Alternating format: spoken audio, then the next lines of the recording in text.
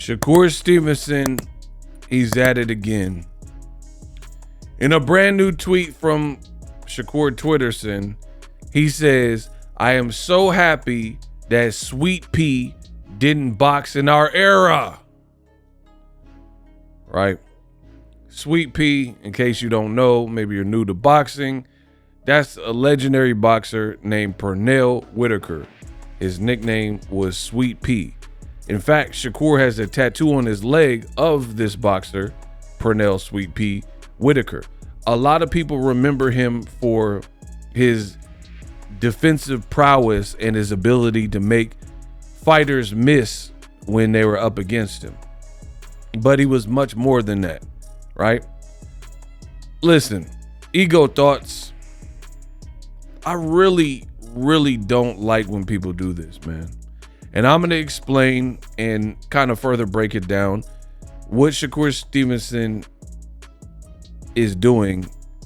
It's a pet peeve of mine, right? Where, let's say a person is met with some type of public outrage or criticism, or they're in the hot seat, they're in trouble. And they'll try to start lumping other people in with that.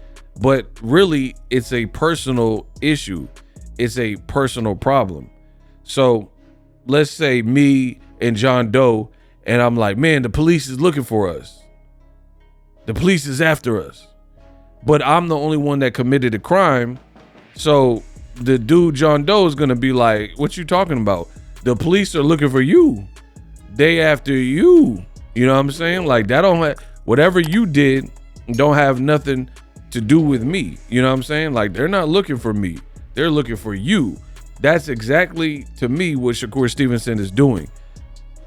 Shakur, after every fight, or I want to say since Edwin De Los Santos, it is like he is constantly doing the same thing, and it's so predictable.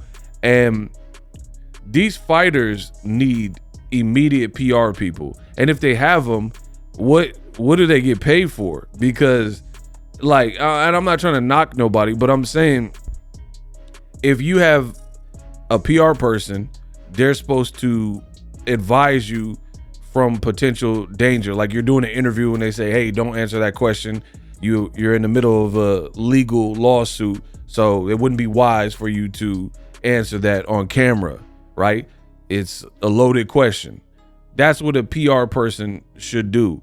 Like, get their talent and make sure their talent remains visible but valuable in the public eye, right? Shakur, after every win, it is like we are constantly back here, like, where he wins, he's undefeated, but he's always explaining himself. This is not a good trait as far as I am concerned. If you won and you love your performance, you are happy with it, then you shouldn't have to explain to anybody, let alone bring up Pernell Whitaker and all this other stuff. Because for starters, I can destroy this in so many different ways. Pernell Whitaker is his own monster. Yes, he was defensive, but he wouldn't have had no problem in this era because Pernell Whitaker was fun to watch, and he threw punches, and he was a volume guy. And there's even clips of, like, Pernell knocking people down with one shot and then standing over their body and stuff like that. Shakur Stevenson wants to pivot to a legend and be like, you know, he's inferring, man, Sweet Pea Whitaker would have had a hard time in this generation. Tough crowd. No, he wouldn't have, because if you actually study Pernell Whitaker, he don't fight nothing like Shakur Stevenson. Another major difference, and this is where Shakur misses a lot of people, and it looks like delusions of grandeur. Another major thing when we're talking about Shakur Stevenson is this. He seems to rate himself very high, very confident, very high. He makes statements like, nobody can beat me. I'm too good. I'm too nice. I'm going to destroy him. Wait till Thursday. Wait till Saturday. Watch what I do with him. that's fine to be confident as a fighter because fighters by nature are defiant. However, you, sir, are not living up to your banter, which is not a good thing. I love trash talk. I love the bravado. I mean, why would you? It's like a rapper. Why would you want to listen to a rapper who has low self-esteem and they put it in their music and like, hey, you know, I'm an okay guy. You know, girls don't really like me, but you know, I hold my own, and you know, I'm pretty cool. I like Dungeons and Dragons. You don't want to listen to some nerd with low self-esteem rap bars. You want to hear like people who come out extremely like braggadocious, like Jay-Z and Cassidy and stuff like that. Like, I'ma do this and like that's what you want to hear. So I get it for a boxer. This is a tough and brutal sport. You got to let your confidence show, and you shouldn't feel like other people can beat you. I don't have no problem with that. But with Shakur, a lot of what you're saying doesn't show up in the actual fight. So it don't have nothing to do with Pernell Whitaker. Pernell Whitaker's goated already. He's not even here anymore. Rest in peace. So it's like, why even pull from there and bring him up when the issue is people aren't complaining about Pernell Whitaker. When he was fighting, I grew up on Pernell. No one was complaining about it. They're complaining about you in 2025. Pernell Whitaker is not even alive anymore. So definitely nobody's complaining about him. And we're paying homage to him for paving the way for the Floyd Mayweathers and, you know, other people that would come up behind them. If you really know boxing, if we're going to talk Pernell Whitaker, you would know this. The other major big difference is Shakur Stevenson versus Pernell Whitaker. Since Shakur opened that can of worms, Pernell looked like Pernell no matter who he was in the ring with. That is a major difference between Shakur Stevenson. Shakur, when he's fighting an electrician on a moment's notice, then he will, you know, be aggressive and try to walk you down and, you know what I mean? Stuff like that. However, when he's not, that's not exactly how he fights. Like when he's in there with the formidable puncher, Pernell Whitaker didn't care who you were.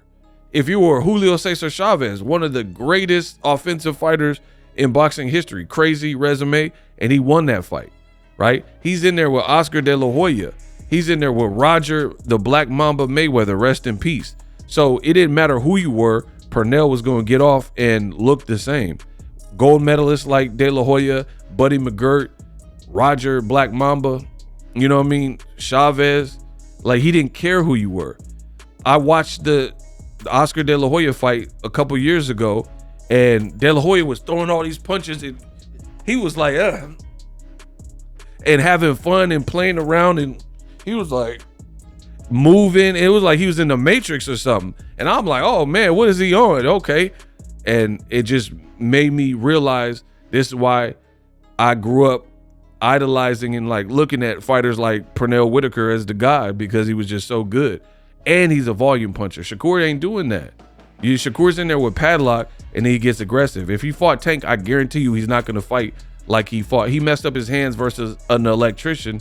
He's not going to do all that with Tank Davis.